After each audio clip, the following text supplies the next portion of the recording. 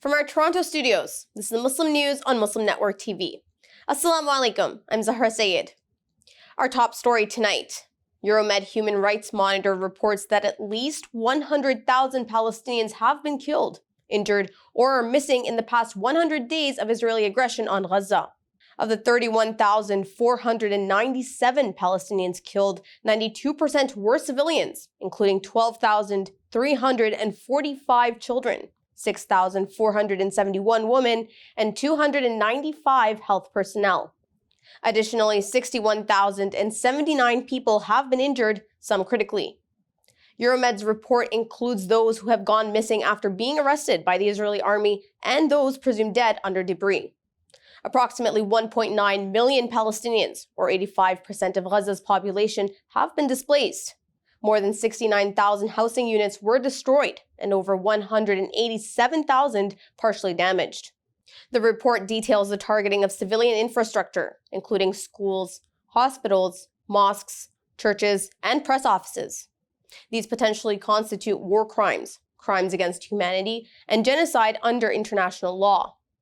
Israel's war on Palestine has prompted a genocide case against it at the International Court of Justice, putting pressure on the nation to be held accountable. Euromed is calling for an international investigation and an end to Israel's killing with impunity, demanding justice for the victims and compensation.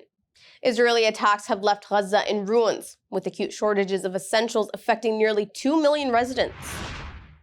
In a worldwide show of solidarity, hundreds of thousands of people marched across major cities, including London, Dublin, Washington, and Jakarta, calling for an immediate ceasefire in Gaza.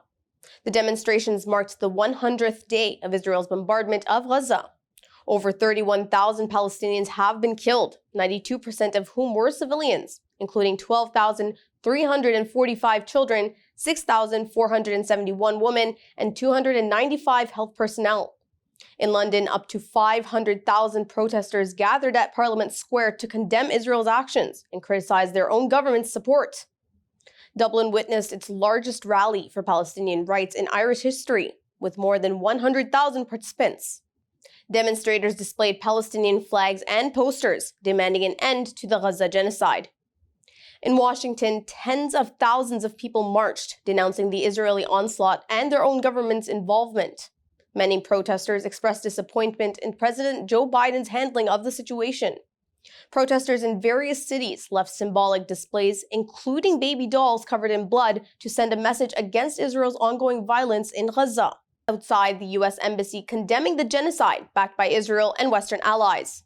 Large protests also occurred in Kuala Lumpur, Cape Town, and Johannesburg, while South Africa presented its case of Israeli genocide to the International Court of Justice. Israeli Prime Minister Benjamin Netanyahu says the International Court of Justice, or the ICJ, cannot stop Israel. Speaking at a news conference on Saturday, Netanyahu said, "No one will stop us, not The Hague, not the axis of evil, and no one else." ICJ has heard South Africa's case against Israel and Israel's defense. Meanwhile, Namibia condemned former colonial ruler Germany's offer to intervene on Israel's behalf at the ICJ. President Hage Geingob urged Germany to reconsider its untimely decision to intervene as a third party in defense. In 2021, Berlin acknowledged committing genocide in Namibia. President Joe Biden's frustration with Israeli Prime Minister Benjamin Netanyahu over Gaza is escalating. According to an Axios report, senior U.S. officials are frustrated with Netanyahu's refusal to comply with the administration's requests concerning Israel's war. The report also notes that Biden has not spoken with the Israeli Prime Minister for the past 20 days. The last phone call between the two leaders on December 23rd was described as tense. Biden's requests include releasing withheld Palestinian tax revenues, increasing humanitarian aid to Gaza, and involving the Palestinian Authority in the post-war scenario. Democratic Senator Chris Van Hollen has criticized Netanyahu's actions as leading with defiance amid continued Israeli attacks on Gaza that have caused substantial casualties and severe humanitarian crisis. Anadolu news agency's photojournalist Mustafa Al-Kharouf has revealed how he captured crucial evidence of Israel's alleged war crimes in Gaza. South Africa presented al-Gharouf's photographs as evidence against Israel at the International Court of Justice. Despite Israel's restrictions on journalists entering military zones, al-Gharouf succeeded in documenting Israeli forces' use of phosphorus bombs. He said he was initially denied access to a military zone on the Gaza border, but was eventually allowed to enter and capture crucial images. These photographs played a pivotal role in the ongoing ICJ proceedings, where South Africa has accused Israel of genocide against Palestinians in Gaza. Al-Gharouf said he had no idea he was taking a photo of history as clear evidence of Israel's use of phosphorus bombs in Gaza. He was amongst the first journalists to make it to the conflict zones along the Gaza border. He documented it from every angle because it was impossible to return there. Al-Gharouf himself became a victim of Israeli forces' brutality on December 15th. He was on duty in East Jerusalem photographing people performing weekly Friday prayers in the streets when Israeli forces severely beat him. They hit him in the face with the barrel of a gun, then knocked him to the ground and kicked him. Several photographs taken by Anadolu news agencies were presented as evidence at the ICJ. A Muslim scholars delegation to enter Gaza via Egypt. Details come after the break. Stay tuned and we'll be right back.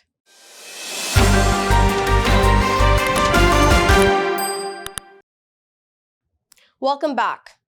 The International Union of Muslim Scholars plans to send a delegation to enter Gaza via Egypt in response to Israel's continued military offensive in the region. The Union Secretary General Ali Muhyiddin al-Qaradaghi said the delegation will use Egypt's Rafah border crossing. He has sought support from Egypt and Sheikh Ahmed al-Tayyib, the Grand Imam of Al-Azhar University, to facilitate their journey. Al-Qaradaghi had made the request a month ago, emphasizing the desire to not just reach Rafah, but directly enter Gaza. In an incident that has sparked anger and condemnation, the Texas National Guard reportedly denied access to the U.S. Border Patrol agents to rescue a woman and 2 young children. Both drowned in the river along the U.S.-Mexico border. The Texas Guards were acting under direction of Governor Greg Abbott. The Border Patrol agents were alerted by Mexican officials to a group of distressed migrants. Their attempts to seek assistance from the Texas Department of Public Safety and Texas National Guard were unsuccessful. Instead of administering aid, Texas Military Department soldiers refused access and sent a soldier to investigate. White House spokesperson calling Abbott's actions cruel and inhumane.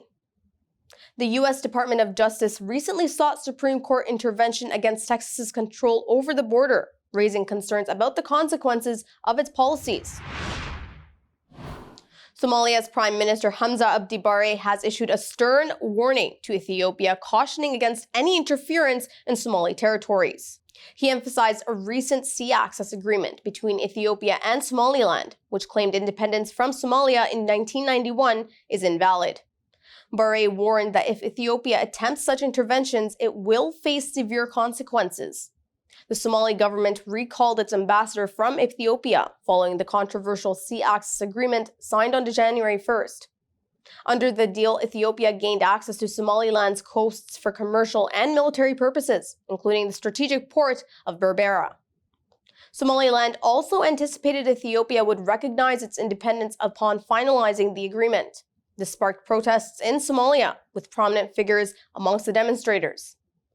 Ethiopia's loss of Red Sea ports in the early 1990s has hindered its maritime trade capabilities, leading to heightened tensions in the region. Yemen's Houthi rebels have said 6 of their military officers were killed in last Friday's U.S.-British airstrikes. A colonel was amongst the dead. Several officers killed in the airstrikes were buried in the capital Sana'a, the Houthi-run Saba news agency reported. The rebel group on Friday said U.S. and British forces had flown 73 attacks on Yemen. On Sunday, a new U.S.-British airstrikes were reported in the western province of Hodeidah. Following the attacks, the Houthis declared all American and British interests had become legitimate targets in response to their direct and declared aggression against Yemen. The Houthis have attacked cargo ships in the Red Sea, owned or operated by Israeli companies, or that transports goods to and from Israel in solidarity with Palestine. The Canadian halal food industry is witnessing significant growth in response to the rising Muslim population. In response to growing demand, there are more halal products on store shelves, including meat, snacks, desserts, and common grocery items containing animal byproducts. Omar Subedar, an imam and co-founder of the Halal Monitoring Authority, said that the industry is paying more attention, and as a result, more products are hitting the shelves. The authority ensures proper certification and monitors practices within the halal food industry. Companies like Maple Leaf Foods have seen rising demand for their halal offerings and expect continued growth. Major food companies are increasingly catering to halal consumers, with big box stores becoming popular choices for products. Muslim shoppers are also showing a growing preference for online shopping, presenting opportunities for grocery chains with strong e-commerce platforms. Canada's Muslim population, which makes up nearly 5% of the country, has doubled since 2001, driven mainly by immigration. Immigrants, particularly Muslims, have accounted for around 19% of admissions from 2011 to 2021. 3 police officers were injured when the anti-Islamic group Pegida tried to burn a copy of the Quran in the Netherlands' town of Arnhem. A counter-protester attacked Edwin Wagensveld, leader of the far-right group, who was also injured. Mayor Ahmed Marcouch condemned the violence, emphasizing the need to combat ideas with ideas. 3 arrests have been made, with more possible as video footage surfaces. Wagensveld and 3 of his associates had obtained permission to burn a copy of the Quran, sparking outrage within the Muslim community. Mosque organizations under the name K7 are urging mayors to ban such acts. They cite a manual they shared with authorities outlining steps to curb actions inciting hatred. They said attacking objects of religious veneration is not protected under freedom of expression in the country, clarifying the boundaries of free speech. Pakistan's Supreme Court reversed the Peshawar High Court's decision that allowed main opposition Pakistan Tehreek-e-Insaf, or the PTI, to retain its election symbol. PTI was the party led by former Prime Minister Imran Khan. The Election Commission of Pakistan initially revoked PTI's symbol due to its failure to hold an intra-party election in compliance with the law. The High Court declared the Election Commission's order illegal, citing violations of fundamental rights guaranteed by Article 17 of the Constitution. However, the Supreme Court disagreed, deeming PTI's petition in High Court not maintainable and rejecting claims of an absurd law provision. This decision has raised concerns within PTI, as losing their electoral symbol may cost them 227 reserved seats. PTI has announced all candidates will run independently with separate election symbols.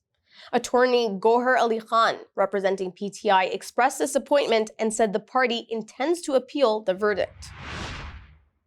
Former Ambassador Nikki Haley and Florida Governor Ron DeSantis are making last-ditch efforts in Iowa to come second to Republican presidential frontrunner Donald Trump. Candidates seeking the Republican nomination include the former president. The Iowa caucuses began today in freezing weather. They will provide the first results in the GOP primary race. New Hampshire is the second state on the Republican electoral calendar, with a primary on January 23rd.